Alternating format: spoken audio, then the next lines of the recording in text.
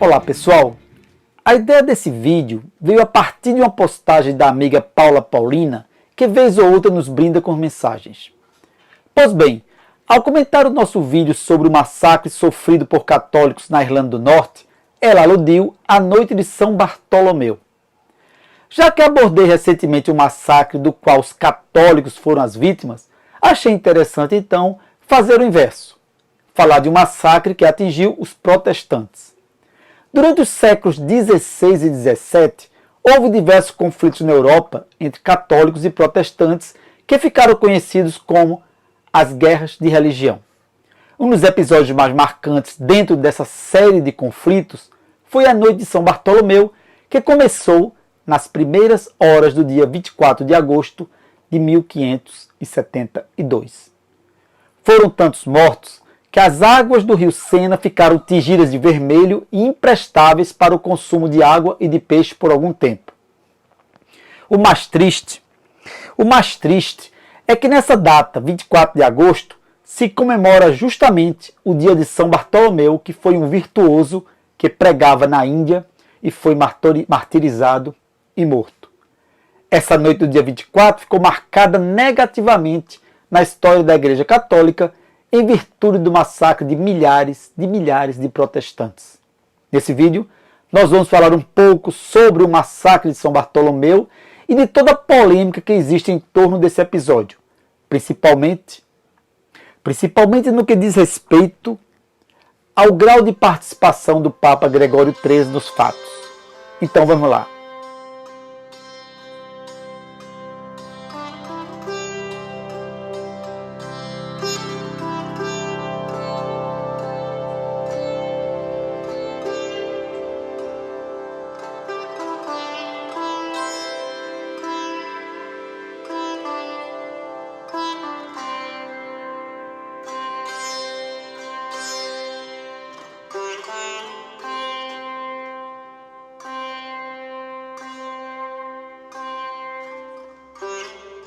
A reforma protestante, que teve em Martinho Lutero seu idealizador, foi a principal causa das guerras de religião, pois ela criou uma forte rivalidade entre protestantes e católicos. Como era de se esperar, as guerras de religião começaram na Alemanha em 1524, mas logo se espalharam por toda a Europa.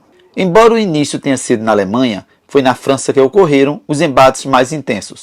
O trono francês na época era ocupada pela família Valois, que era católica. Em 1559, morre o rei Henrique II. Como seu filho Carlos tinha então apenas 10 anos, a mãe do garoto e viúva de Henrique, Catarina de Médici, torna-se a regente. Catarina era uma católica fervorosa que se preocupava muito com a ascensão do protestantismo. Mesmo assim, em 1570, promoveu, junto com seu filho Carlos IX, que já era rei, o Edito de Saint-Germain, que garantiu liberdade de culto aos protestantes franceses. Só que Catarina passou a entender que de nada teria adiantado o gesto de boa vontade, pois os protestantes continuavam, na visão dela, a ameaçar não só a religião católica, mas também o próprio trono do seu filho. As hostilidades entre católicos e protestantes continuavam numa escalada para lá de crescente. Mas uma carta em prol da paz foi lançada. Tratava-se do casamento entre Margarida de Valois, irmã de Carlos IX, e Henrique, rei de Navarra, que era protestante. Tal matrimônio foi marcado para 18 de agosto de 1572.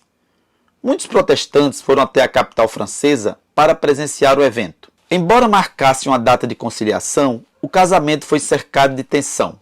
E tal tensão iria chegar a um altíssimo grau quando no dia 22 de agosto de 1572 houve um atentado ao líder protestante Almirante Coligny.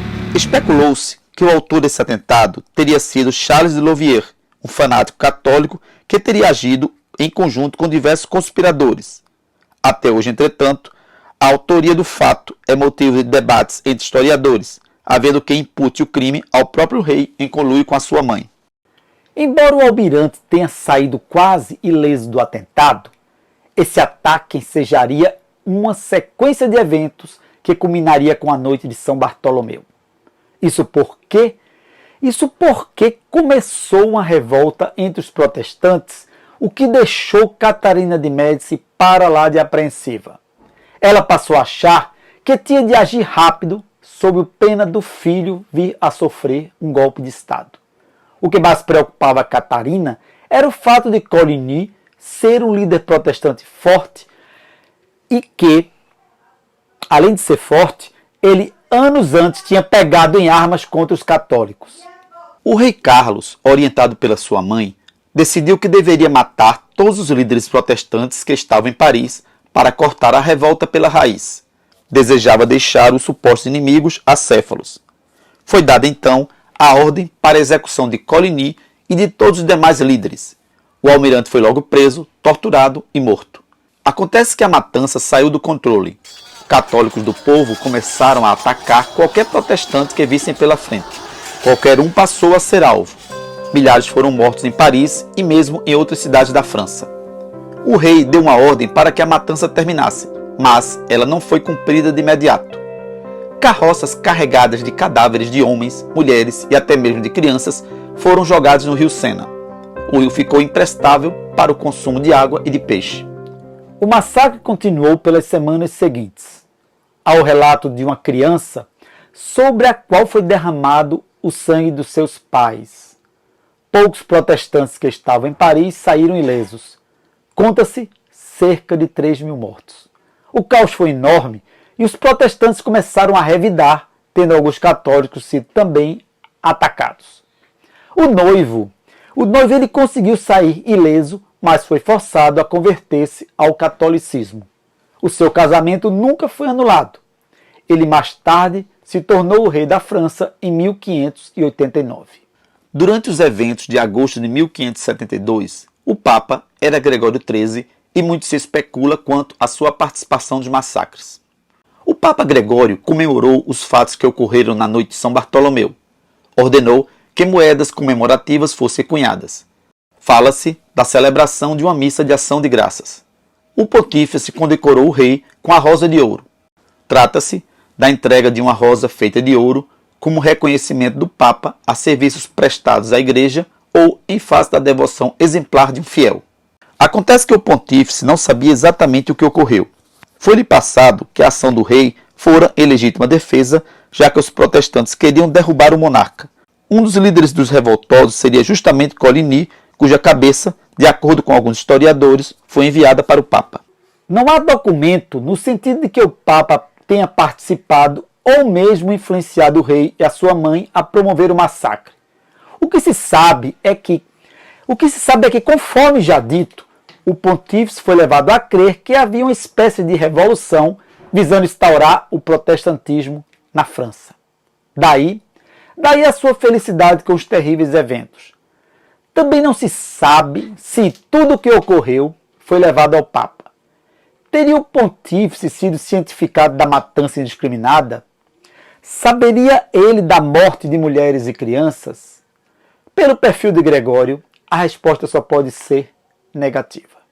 Ele era um papa culto, que fomentava as artes e se preocupava com a educação do povo em geral. Ele promoveu a fundação de diversos seminários.